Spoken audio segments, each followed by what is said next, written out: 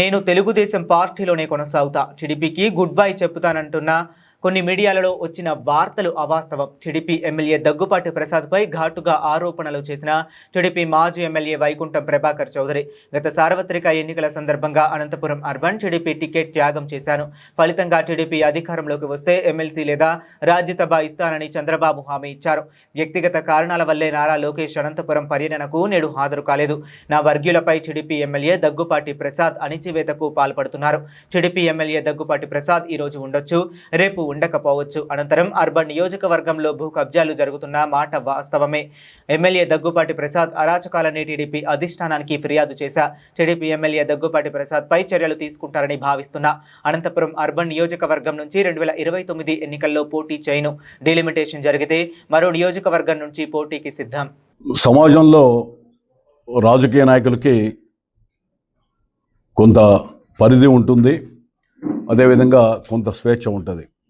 పౌరులు కూడా వాక్ స్వాతంత్రం కానీ లేదా ఇతరత్ర రాజ్యాంగం కల్పించినటువంటి రీతిలో కొన్ని భావ వ్యక్తీకరణ కానీ స్వేచ్ఛ ఉంటుంది. అదేవిధంగా ప్రెస్ కూడా వాళ్ళకి కొంత స్వేచ్ఛ ఉంటుంది.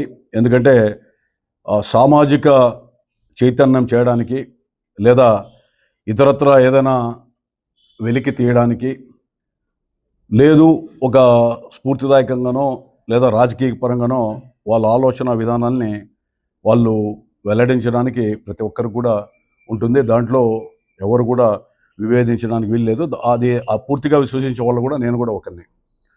బట్ ఇటీవల ఒక ఛానల్లో ఒక అంశం వచ్చింది. అంటే కొన్ని వాస్తవాలు ఉన్నాయి, కొన్ని కొంత వాళ్ళకున్నటువంటి ఆలోచన విధానమో లేకపోతే వాళ్ళకు వచ్చినటువంటి సమాచారం వల్ల వివిధ కోణాల్లో వాళ్ళు ఆలోచించుండొచ్చు. దాన్ని కూడా నేను తప్పు పట్టడం లేదు. ముఖ్యంగా నారా లోకేష్ చంద్రబాబు నాయుడు గారికి వార్నింగ్ ఇచ్చాడు అనేటువంటిది ఒక వర్డ్ వచ్చింది.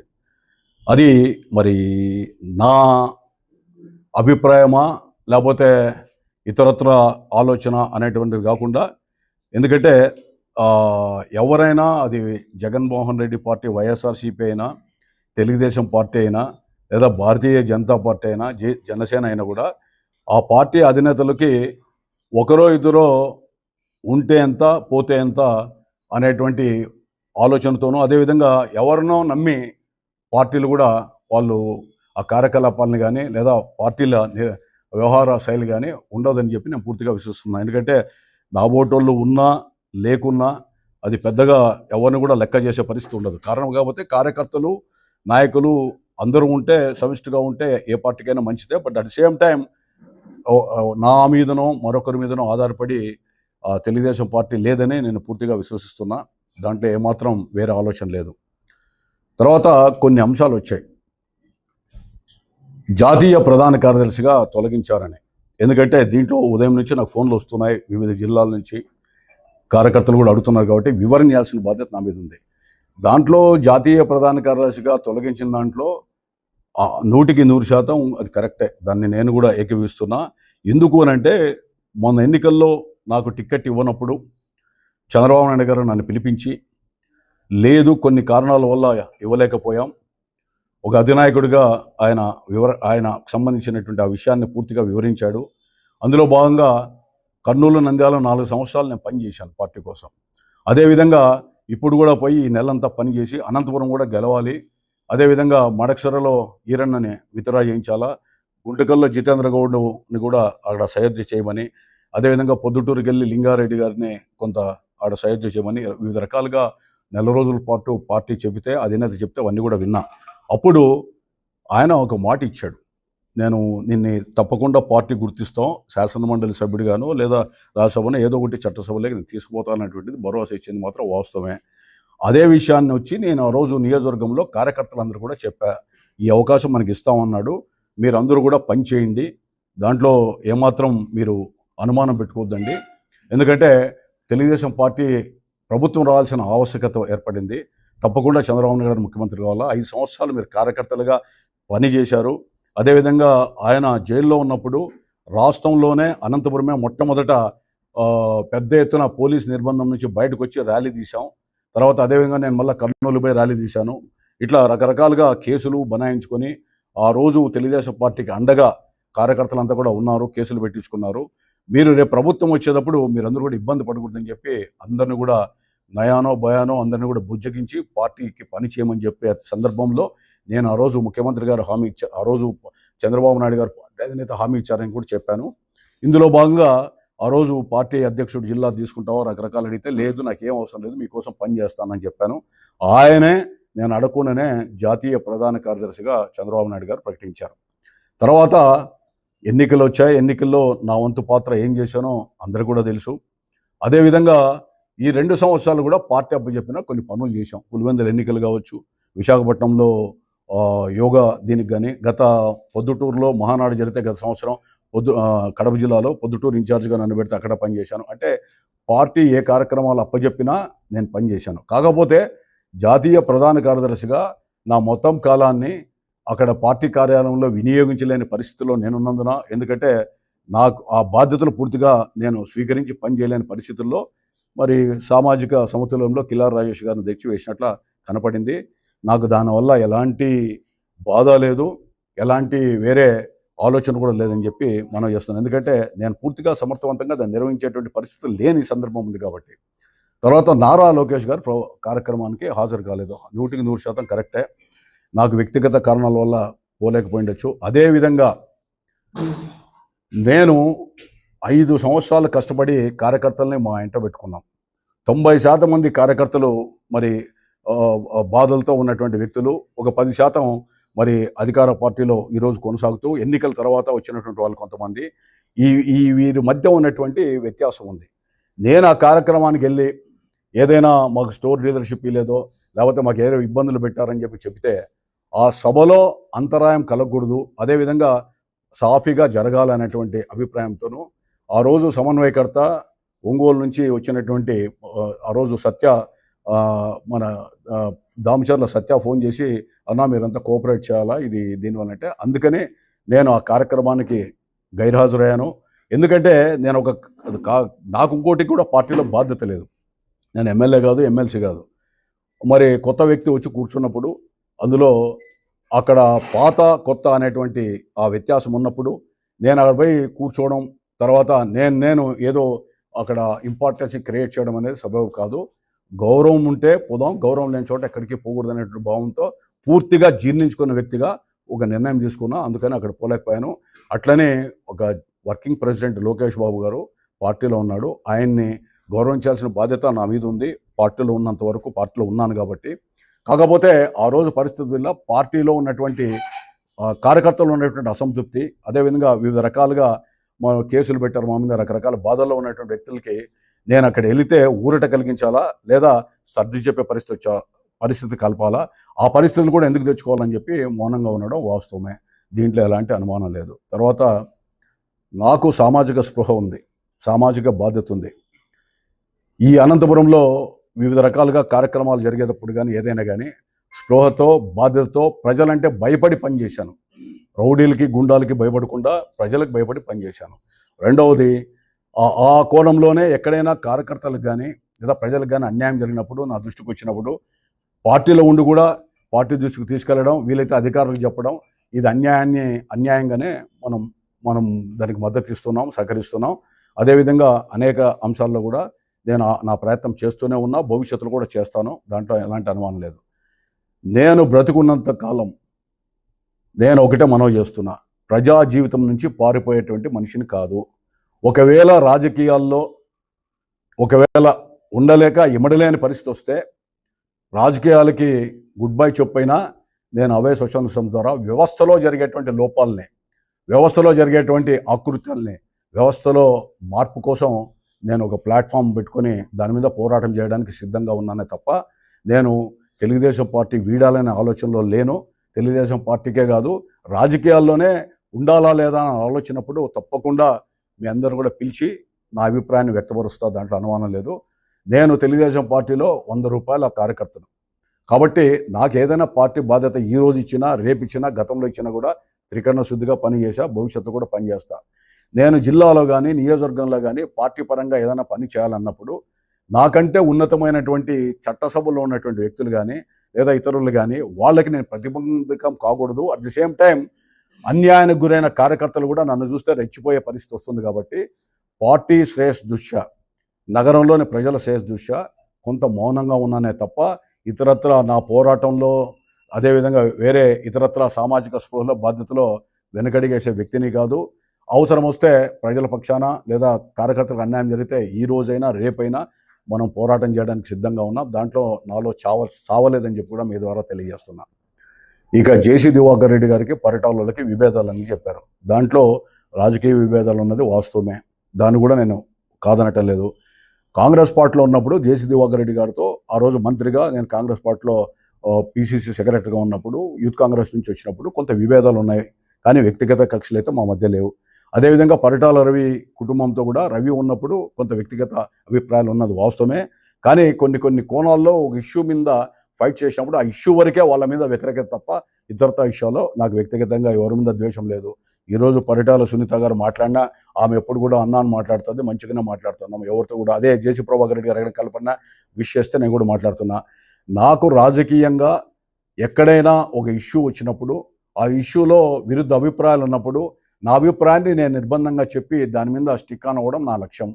ఒకవేళ అది రాజకీయ విభేదాలుగా పరిగణించాల్సిందే తప్ప వర్గశత్రులుగా భావించడం లేదా వర్ణించడం అనేది సరైనది కాదు. వాళ్ళు కూడా ఛానల్ చెప్పారు విభేదాలు ఉన్నాయి, విభేదాలు వాస్తవమే, దాంట్లో నేను ఏకీభవిస్తున్నా, కాదంటలేదు. ఈ కోణంలోనే వివిధ రకాలుగా మీకు వివరణ ఇవ్వాలని.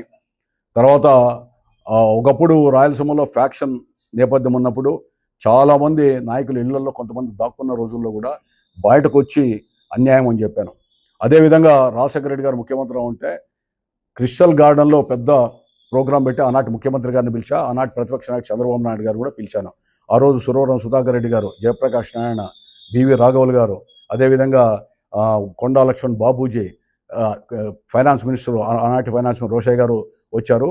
ముఖ్యమంత్రిగా నేను రాలేనని చెప్పి జానారెడ్డి గారిని పంపిస్తే సుదీర్ఘంగా ఉదయం నుంచి సాయంత్రం వరకు డిబేట్ చేశాం. చేసిన తర్వాత రాజశేఖర రెడ్డి గారు ఉదయం మరుసటి రోజు పిలిపించాడు ముఖ్యమంత్రిగా.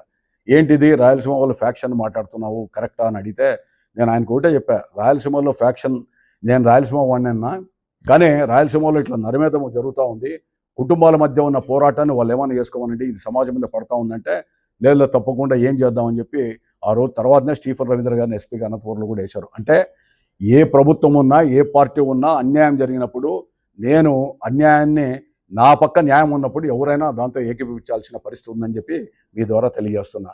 అదేవిధంగా అనేక సందర్భాల్లో రకరకాలుగా వార్తలు వస్తూ ఉంటాయి, కానీ వాటన్నిటికి స్పందించాల్సిన అవసరం నాకు లేకపోయినప్పుడు కూడా ఈ విషయంలో ఒక పార్టీకి ఏదో వార్నింగ్ ఇచ్చాడు, అల్టిమేటం ఇచ్చాడు అనేటువంటిది, ఎందుకంటే ఆ పార్టీలు పెట్టుకున్న జగన్మోహన్ రెడ్డి గారిని ఎవరైనా అల్టిమేటం ఇచ్చిన ఆయన యాక్సెప్ట్ చేయడు, తెలుగుదేశమైనా జనసేన అయినా కూడా. ఎందుకంటే వ్యక్తుల మీద 2-3 వ్యక్తులు ఉంటే ఎంత పోతే ఎంత భావనలో పార్టీలు ఉంటాయి కాబట్టి దాన్ని పెద్ద పరిగణలోకి తీసుకోవాల్సిన అవసరం లేదు. తర్వాత ఆలోచనలు కూడా నేను లేనని చెప్పి కూడా మీ ద్వారా తెలియజేస్తున్నా. ఏదేమైనప్పటికీ కూడా ఒక తెలుగుదేశం పార్టీ కార్యకర్తగా నేటికి కొనసాగుతూనే ఉన్నా. ఈ కార్యకర్తగా నాకు వీలైనంత మేర ఏదైనా ప్రజలు వచ్చినా ఇంకోరు వచ్చినా కూడా నా చేతనైన మేర ప్రజలకు ఏదైనా అందుబాటులో ఉండి పనిచేయడానికి ఎల్లవేళ సంసిద్ధంగా ఉన్నా. ఈరోజు ఉదయం కూడా ఎక్కడో ఒక ప్రాంతంలో ఏదో అన్యాయం జరిగిందంటే మీడియాకి వెళ్ళండి, అధికారులకు చెప్పండి అని చెప్పాను. ఈ విధంగా ఏదైనా దృష్టికి వచ్చినప్పుడు ఒక సామాజిక స్పృహ బాధ్యత కలిగిన వ్యక్తిగా నా వంతుగా స్పందిస్తూనే ఉంటాను, స్పందిస్తున్నాం, భవిష్యత్తులో కూడా స్పందిస్తానని చెప్పి మీ ద్వారా తెలియజేస్తున్నాను. దగ్గుబాటుతో విభేదాలు ఉంటున్నాయి, కానీ ఆయన చేస్తున్న వాటిలో కార్యకర్తలపై అన్యాయం కావచ్చు. ఇప్పుడు మీరు చెప్పిన దాంట్లో మీ పత్రికల్లో పుంకాలుగా వచ్చింది చాలా విషయాల్లో. ఆయన కోసం పార్టీ ఉండదు. దగ్గుబాటు ఈరోజు ఉంటాడు, రేపు ఇంకొకరు వస్తారు, లేదా నేను ఉండొచ్చు, ఇంకొకరు పోవచ్చు. కానీ వ్యవస్థ కుళ్ళిపోతే, సమాజం చెడిపోతే ఏ పార్టీకైనా మనుగడ కష్టమవుతుంది. దాంట్లో తెలుగుదేశం పార్టీ అధినేత కానీ పార్టీ కానీ ఎప్పుడు కూడా ఎవరైనా సామాజిక విఘాతానికి కానీ కార్యకర్తల యొక్క మనోభావాలకు వ్యతిరేకంగా వ్యవహరిస్తే దాన్ని తప్పుగానే పరిగణిస్తారు. ఉదాహరణలో లోకేష్ బాబు గారు మొన్న వచ్చారు, ఆయన ఉపన్యాసంలో చెప్పారు 5 సంవత్సరాలు కష్టపడి పనిచేశారు కార్యకర్తలు, చాలామంది కేసులు పెట్టించుకున్నారు, ముందర కొంతమంది ఉన్నారు, నాతో పాటు యుగలంలో నడిచిన వాళ్ళు ఉన్నారు అనేటువంటిది ప్రస్ఫుటంగా మెసేజ్ ఇచ్చాడు. దేనికనంటే లేదు కార్యకర్తల కోసం పార్టీ అండగా ఉంటుంది అనేటువంటి భావన, తర్వాత ఆ భరోసా ఇవ్వడానికి వచ్చాడని నేను ఆయన స్పీచ్ తర్వాత నేను భావిస్తూ ఉన్నా. అదేవిధంగా ఈరోజు ఒక ఎమ్మెల్యే ఉన్నాడు, ఏదైనా జరిగితే చాలామంది మీరు చెప్పినట్లు టౌన్లో భూ కబ్జాలు కొన్ని నా దృష్టికి వచ్చాయి.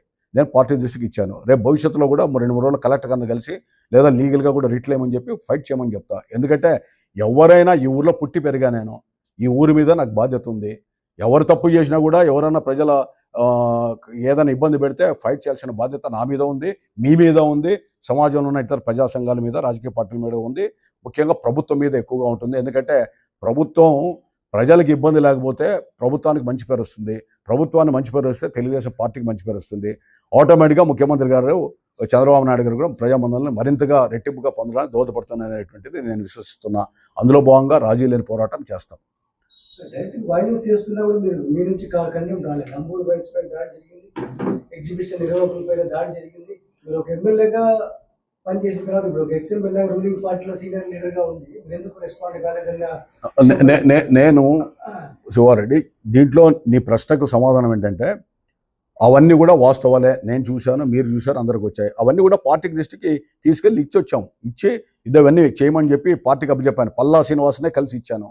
తర్వాత మన పార్టీలో ప్రోగ్రామ్ కమిటీకి ఇచ్చాను, లేదా కొంత ఇంటెలిజెన్స్ డిపార్ట్మెంట్కి ఇచ్చాము. దాని మీద ఎంక్వైరీలు చేశారు, కేసులు కూడా పెట్టారు. కొంతమంది కేసుల్లో ఉన్నారు, కొంతమంది కేసుల్లో ఉండి బయట బెయిల్ మీద ఉన్నటువంటి వాళ్ళు కూడా ఉన్నారు. చూద్దాం, రేపు ఒకవేళ చట్టపరంగా లేకపోతే లీగల్గా కూడా ప్రొసీడ్ అవుతాం, దాంట్లో అనుమానమే లేదు. నేనేదో పత్రికల్లో మాట్లాడితేనే ప్రజలకు ఉపయోగపడుతుందంటే మాట్లాడడానికి సిద్ధమే. దానివల్ల నష్టం తప్ప లాభం లేదు. అందుకని చట్టపరంగా అందులో ఈ ప్రభుత్వ పరంగా పార్టీ కూడా అడుగుతుంది కదా, మా దృష్టికి తీసుకొని ఎందుకు రాకుండా పోయామని. అందుకని పార్టీ దృష్టికి తీసుకుపోతున్నాం, ప్రభుత్వ దృష్టికి పోతున్నాం. దాంట్లో నిర్మమాటంగా ఈ రోజు ఉంటాను, రేపు కూడా ఉంటాను, దాంట్లో అనుమానం లేదు.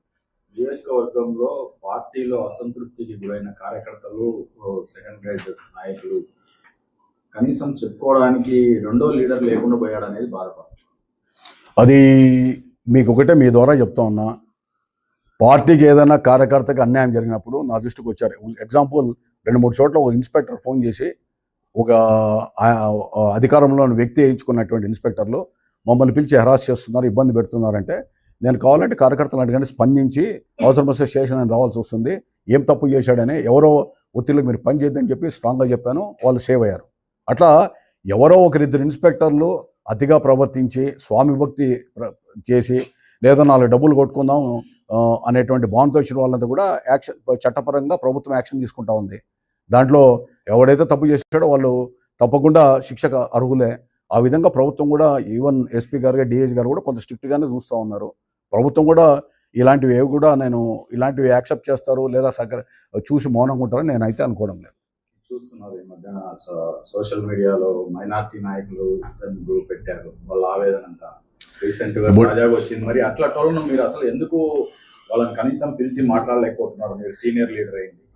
ఇప్పుడు సైఫుద్దీన్ అనే వ్యక్తి 5 సంవత్సరాలు పార్టీకి పనిచేశాడు, దాంట్లో అనుమానం లేదు. నా దగ్గర రావడం లేదు అబ్బాయి. 2 సంవత్సరాల నుంచి నేను మీ దరిదాపుల్లో లేడు, ఆయన దగ్గర ఉన్నాడు. ఒకవేళ తనకు అన్యాయం జరిగిందని చెప్పి వీడియోలో పెట్టి ఏడ్చాడు. తర్వాత నేను కూడా వ్యక్తిగతంగా అయితే ఫోన్ చేశా. అదేవిధంగా నబీర్ రసులని రాజీవ్ కల్లో సర్పంచ్ కాంటాక్ట్ చేశాడు, ఇబ్బంది ఉందని చూసి నేను హైదరాబాద్ చేసేటప్పుడు చూసి అతను కూడా ఫోన్ చేశా. మీరు కళ్ళ నీళ్ళు పెట్టి ఏడ్చాల్సిన అవసరం ఏముంది, మీరేం బతకలేరా, తర్వాత మీకు ఏమైనా ప్రాబ్లం ఉంటే చెప్పండి, ఏదైనా బెదిరింపులు ఉంటే మీకు రక్షణగా ఉంటుందని చెప్పాను. మీ ద్వారా కూడా చెప్తున్నా, ఎవరన్నా బెదిరిస్తే కార్యకర్తలకి వాళ్ళకి అండగా ఉండడానికి సిద్ధంగా ఉన్నా. కారణం ఏంటంటే తెలుగుదేశం పార్టీ కార్యకర్తతో పాటుగా 5 సంవత్సరాలు నేను పిలిచినటువంటి ప్రతి కార్యక్రమంలో వీళ్ళందరూ కూడా పార్టిసిపేట్ చేశారు. వీళ్ళ మీద కేసులు ఉన్నాయి 5 ఏళ్ళు. ఏ ధర్నాకు రమ్మన్నా, ఏ దీక్షకు రమ్మన్నా, చంద్రబాబు నాయుడు గారు లోపల ఉంటే, పోలీసు నిర్బంధం ఉంటే నేను అందరిని పిలిచి చెప్పాను. విజయవాడలో టీచర్లు, ఉపాధ్యాయులు పెద్ద ఎత్తున ఆ నిర్బంధాన్ని ఛేదించి 1000 మంది వచ్చారు, మేము ఎందుకు రాలేరంటే సరే అని చెప్పి సప్తగిరి సర్కిల్ దగ్గరికి అనౌన్స్ చేశాం. నా సెల్ ఫోన్ ఇంట్లో పడేశాను. సిపిఐ నాయకుడు జగదీష్ని వెంట పెట్టుకొని ఆర్ఎండ్బి ఆఫీస్లో డ్రమ్ముల దగ్గర కారులో ఏసీ పెట్టుకొని 4 గంటల వరకు వెయిట్ చేశాను. నేను 4 గంటలకు అటు పోయాం. అంటే అన్నీ కూడా పక్కన పెట్టేసి పోతేనే గిల్లాస్ స్కూల్ దగ్గరికి జనం వచ్చారు, పోలీసులు వచ్చారు, పెద్ద ఎత్తున కార్యకర్తలంతా స్లోగన్స్ ఇవ్వడం వల్ల అందరూ కూడా, పోలీసులు కూడా హెల్ప్లెస్ సిచ్యువేషన్లో వెళ్ళిపోయారు. పెద్ద ఎత్తున ర్యాలీ తీసాం. అంటే కార్యకర్తలు నమ్మి వచ్చారు, పార్టీని, చంద్రబాబు నాయుడు గారిని నమ్మి వచ్చారు. వాళ్ళని వెనకేసుకురావాల్సిన బాధ్యత నా మీద ఉంది. వాళ్ళకి ఏ అన్యాయం జరిగినా కూడా మీరు చెప్పినట్లు తప్పకుండా వాళ్ళని ప్రొటెక్ట్ చేస్తాం. దాంట్లో నాకు పదవి కూడా అవసరం లేదు, దాంతో ప్రొటెక్ట్ చేయడంలో నేను సంసిద్ధంగా ఉన్నాను. ఇప్పుడు తొందరలో 3 రాజ్యసభ స్థానాలు, 4 రాజ్యసభ స్థానాలు మీరు ఆశిస్తున్నారా? ఇప్పుడు ఆశిస్తానే ఇచ్చే పరిస్థితి ఎక్కడా లేదు. కాకపోతే ముఖ్యమంత్రి గారు ఆ రోజు చెప్పారు, నాకు హామీ ఇచ్చాడు, నేను రాజ్యసభ కానీ లేదా ఎమ్మెల్సీ కానీ ఇస్తాను అని. ఏదైనా కార్పొరేషన్ చైర్మన్ అంటే ఇచ్చేసింది, చట్టసభలోనే కావాలని అడిగాము. ఒకవేళ చట్టసభలు ఇస్తే న్యాయం చేస్తాం, లేదంటే నా వంతుగా నా పనులు చూసుకుంటూ వీలైనంత టైంలో సమాజానికి పని చేసుకుంటుంటాం. ఎందుకంటే ఆయన చెప్పాడు, ఇచ్చిన మాట ప్రకారం ఆయన ఇస్తాడని అనుకుంటున్నా. ఇప్పటికి కూడా నేను అదే విషయాన్ని కార్యకర్తలందరూ కూడా ఆ రోజు నియోజకవర్గంలో పిలిచాను. 1-to-1 ఒక 20 మంది లీడర్లు కూడా పిలిచి చెప్పాను, మనకు అవకాశం వస్తుంది, మీరు ఎక్కడ కూడా తొందరపడద్దండి, పని చేయండి. ఇక్కడ ఓడిపోతే మాత్రం, ఎందుకంటే 2004లో నా టికెట్ రానప్పుడు నేను ఇండిపెండెంట్ చేసినప్పుడు ఆ టీడీపీ అభ్యర్థి ఓడిపోయాడు, నేను ఓడిపోయాను. అప్పుడు నేను కట్టేసేపోతే గెలిచిండేమో అనే భావన ఎక్కడ ఉందో అనేటువంటిది ఒక అనుమానం ఉంది. రెండవది, ఓడిపోతే నన్నే ప్రశ్నిస్తాడు, ఎందుకంటే మీరు బాగా చేస్తే రావచ్చు కదా, దానికోసం పనిచేశాం. ఇది జగన్మోహన్ రెడ్డి ప్రభుత్వం మీద వ్యతిరేకత, చంద్రబాబు నాయుడు గారు ముఖ్యమంత్రి కావాలా, మా అందరి రెక్కల కష్టం ఉంది, కార్యకర్తల రెక్కల కష్టం ఉంది. ప్రతి వాడు ఆ రోజు 5 సంవత్సరాలు పనిచేశాడు. ఎన్నికల్లో కూడా వాళ్ళందరూ పనిచేస్తేనే ఎవరైనా గెలుస్తారో తప్ప ఏదో వచ్చిన తర్వాత ఇది గెలిచామంటే పార్టీతో పాటు కార్యకర్తలు ఈ రెండు కలిపే విజయానికి దోహదపడింది తప్ప వేరే ఇతరత సొంత బలం అనుకుంటే చాలా తప్పు. ఎవరైనా పార్టీకి రెక్కల కష్టాన్ని చేసినటువంటి ప్రభాకర్ చౌదరిని పార్టీ ఇంత ఫ్రీగా కూర్చోబెట్టి అవమానం చేస్తా ఉంది అనేటువంటి చర్చ. నేను ఫ్రీగా కూర్చోలే, లక్షణంగా బెంగళూరు పైన వ్యాపారం చేసుకుంటున్నా, హైదరాబాద్ పోతున్నా, ఏదైనా కార్యకర్తలు పనులు చేస్తున్నాం, ఫ్రీగా ఉంది. ఇంకా ఫ్రీగా కూడా నేను ఉంటే నాకు సంతోషం, ఎందుకంటే కుటుంబానికి టైం వేస్ట్ చేయొచ్చు. But at the same time ఎక్కడన్నా ఇష్యూ జరిగినప్పుడు, అన్యాయం జరిగినప్పుడు నేను ఫేస్ చేయడానికి సిద్ధంగా ఉన్నా, ఫైట్ చేస్తాం కూడా. దాంట్లో మీ దృష్టికి వచ్చినా చెప్పండి, న్యాయబద్ధంగా సామాజిక పరంగా ఏదైనా ఉంటే దాన్ని బాధ్యత తీసుకుందాం. ఫ్యాన్లు ఏమన్నా పార్టీ మారే ఆలోచన లేదు, రాజకీయాలకి గుడ్ బై చెప్పే ఆలోచన భవిష్యత్తులో వస్తుందామో నాకు తెలియదు, కానీ వచ్చినప్పుడు మిమ్మల్ని పిలిచి తప్పకుండా ప్రెస్ మీట్ పెట్టి మీకే చెప్తాను. మొట్టమొదటి దగ్గుపాటి ప్రసాద్ అసలు మీరు పనే చేయలేదు ఆయన గెలుపు కోసం అనేది ఓ పని చేయమనండి. ఇప్పుడు నేను పని చేయలేదు కదా, నేను పని చేయలేదు, మన ఎన్నికల్లో కూడా కార్పొరేటర్లు కాలేదని చెప్తా ఉన్నారు.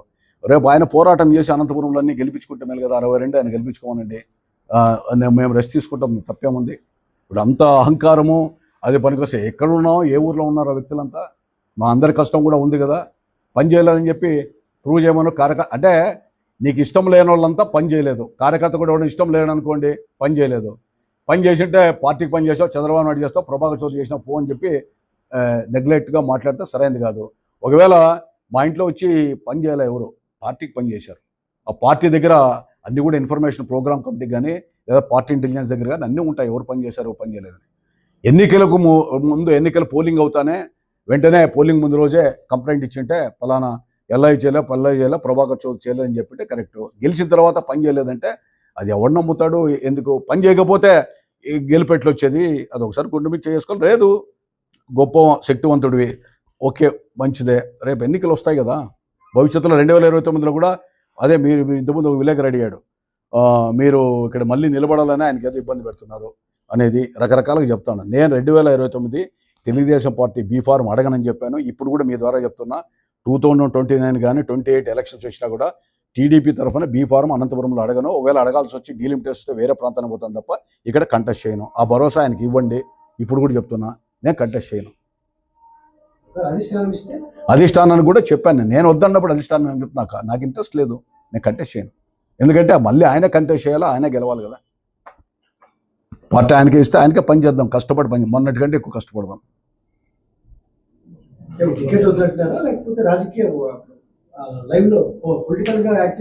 పొలిటికల్గా యాక్టివ్గా ఊపిరినంత వరకు ఉంటానని చెప్తున్నా మీకు. సామాజిక స్పృహ బాధ్యత ఊపిరినంత వరకు ఉంటాను నేను, ఎందుకంటే నా జీవితకాలం ఫుల్ టైం పాలిటీషియన్ నేను. కాకపోతే నేను 29లో, ఎందుకంటే నాకు టికెట్ ఇవ్వలేదు కాబట్టి ఆయన పని చేశాడు, మళ్ళీ ఆయనకి ఎగరగొట్టి ఇంకో నాకెందుకు, ఆయనే టికెట్ తీసుకొని నాకే అవసరం, నేనైతే కంటెస్ట్ చేయను, ఆస్పిరెంట్ కాదని చెప్తున్నా. ఎవరైనా రాష్ట్రంలో చెప్తారా? 2029లో నేను ఆస్పిరెంట్ కాదని ఓపెన్గా చెప్తున్నా. అప్లికేషన్ పెట్టను, నేను అడగను, ఇచ్చిన కొత్త వాళ్ళకి ఎవరికైనా అవకాశం అని చెప్తాను, లేదా ఆయనకి ఇమ్మని చెప్పి చెప్తాను, ఎవరికైనా ఇమ్మని చెప్పి చెప్తాను. నేనైతే బీఫార్మ్ ఒకవేళ డీలిమిటేషన్ ఇచ్చి పక్క కాన్సెస్లో ఏమన్నా అయితే అప్పుడు అడుగుతానేమో, అది వేరే కథ, కానీ పార్టీ పోమంటే పోతానేమో. కానీ బట్ 29లో నేనైతే అభ్యర్థిగా ఇక్కడ ఉండను. గతంలో మన పార్టీ ఆఫీస్లో, స్టేట్ ఆఫీస్లో చెప్పి ఇప్పుడు కూడా చెప్తున్నా. నేను వీక్ అయింది అనుకుంటే బ్రహ్మాండంగా స్ట్రాంగ్ అయింది. ఏకగ్రీవం కూడా ఎన్ని కావచ్చు కదా, ఆయన స్ట్రాంగ్ అయింది. వీక్ అని ఎందుకు అనుకుంటాం? బ్రహ్మాండంగా బలం ఉందనే కదా. ఇప్పుడు ఆయన పార్టీకి స్ట్రాంగ్గా చేసినప్పుడు టికెట్ ఆయనకే ఇస్తారు కదా, మనకి ఎందుకు ఇస్తారు? మనం అడిగేది కూడా వేస్ట్ కదా. అడిగినా మనకి ఇవ్వరు. అయినా వాళ్ళు ఉండమన్నా నాకు అవసరం లేదు పార్టీ హైకమాండ్. నేను నిలబడినని చెప్పాను కాబట్టి నాకు ప్రత్యక్ష ఎన్నికల్లో 29లో అనంతపురం నుండి అయితే నేను ఉండను. 2024లో దగ్గుబాటి ప్రసాద్కు టికెట్స్ కేటాయించినప్పుడు మీరు పార్టీకి వ్యతిరేకంగా ధర్నాలు చేయించారు. తర్వాత వినమ్మా కాకాదేనా చేతులెత్తి చాలా మందిని ముఖ్య నేను ధర్నాలు చేయలే. కార్యకర్తలు వచ్చిపోతే చేతులు పట్టుకున్నా. ఈవెన్ జగన్మోహన్ రెడ్డి గారి గవర్నమెంట్లో ఎవరైనా పోయి ఈ దిష్టి బొమ్మలు కాల్సే కేసు అవుతుంది, అది కాల్చొద్దండి, వేరే రకం కోణాలు చేయమంటే అత్యుత్సాహంతో మనోళ్ళు చేసినటువంటి వాళ్ళు కూడా ఉన్నారు. సరే దాన్ని వెనకేసుకొని వచ్చాం. నేను 5 సంవత్సరాలు కేసులో ఉన్న వాళ్ళకి అడ్వకేట్లు నేను పెట్టా. ఈ రోజు కూడా కోర్టులు తిరుగుతున్నారు. అడ్వకేట్ల ఖర్చులు నేనే పెట్టుకున్నా. మహిళలను అయితే 2 నెలలు బయట తిప్పాం. హైకోర్టులో తీసుకొని వచ్చి స్టే తీసుకొని వచ్చాం. ఆ యొక్క కేసుల కష్టం నాకు తెలుసు, కార్యకర్త కష్టం నాకు తెలుసు కాబట్టి పోయి గలాట్ చేయకుండా నేను ఎవరికి చెప్పను. వాళ్ళందరూ కూడా అందరినీ సముదాయించి రిక్వెస్ట్ చేసుకున్నా వద్దని. రిక్వెస్ట్ చేసుకొని ఈ టైప్ ఆఫ్ ఇచ్చేదని దాంట్లో ఆగ్రహవేశాలతో పోయారు. పోనీ దాంట్లో ఉన్న వాళ్ళే ఆయన దగ్గర 2-3 బాగా ప్రస్ఫుటంగా తిరుగుతూ ఉన్నారు కదా. పార్టీ ఆఫీస్ కార్యాలయం కలిసి వాళ్ళు 1-2 ఆయన దగ్గర ఉన్నారు కదా. ఎవరు కూడా ఇట్లాంటివి చేసే కార్యక్రమాలు చేయనీరు, పెట్టరు. దాన్ని ప్రోత్సహించాం. మాజీ ఎమ్మెల్యే ఇంటికి వెళ్ళి టీడీపీ కార్యకర్తలు ఏడ్చిన పరిస్థితి మీరేమంటారు దానిపైన? ఎమ్మెల్యే గారు మాజీ ఎమ్మెల్యే గారు వాళ్ళిద్దరి మధ్య కార్యకర్తలు వెళ్ళిపోతున్నారు, నలిగిపోతున్నారని అభిప్రాయం బయటకు అనంతపురం జిల్లాలో. మీ ప్రశ్నకు సమాధానము ఆయనకు పూర్తి స్వేచ్ఛనిచ్చాం. ఆయనకి గ్రౌండ్ ఓపెన్గా ఉంది. ఆయన బ్యాటింగ్ చేసుకోవచ్చు. నేను ఎవరే కానీ అక్కడికి పోయి ఇక్కడికి వస్తే ఎందుకు వచ్చామని అడగలే. వస్తే సముదాయించి పంపిస్తున్నాం. ఆ వ్యత్యాసము ఇప్పుడు ఆయన అధికారం ఉంది. అందులో గతం కంటే మేమంతా ఎమ్మెల్యేలకు పనిచేసాం. మేము జనం అంటే భయపడి పనిచేసాం. ఆయన ఎవరి భయమో ఆయన నాకు లేదంటున్నాడు కాబట్టి ఆయనకి మాకు పోలిక ఎక్కడ? ఆయనతో మా సమానంగా మేము ఉన్నప్పుడు మేము మాట్లాడాలి కానీ ఆయనతోకే మాకు పోలిక ఎక్కడ? విభేదాలా? నీ నోరు, నీ వ్యవహార శైలి,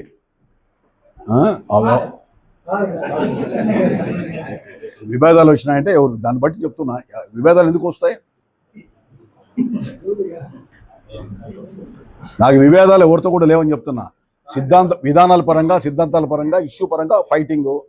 ఆ ఇష్యూలో అంటే పోనీ నువ్వే చెప్పు, పూర్తిగా మద్దతు ఇమ్మంటావా? పూర్తిగా అన్ని రకాలుగా సపోర్ట్ చేయమంటావా? నీ ఉనికి ఉండదు అనంతపురం, అది కూడా గుర్తుపెట్టుకో.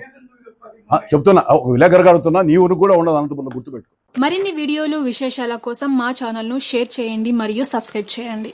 అలాగే పక్కనే ఉన్న బెల్ బటన్ని కూడా టచ్ చేయండి.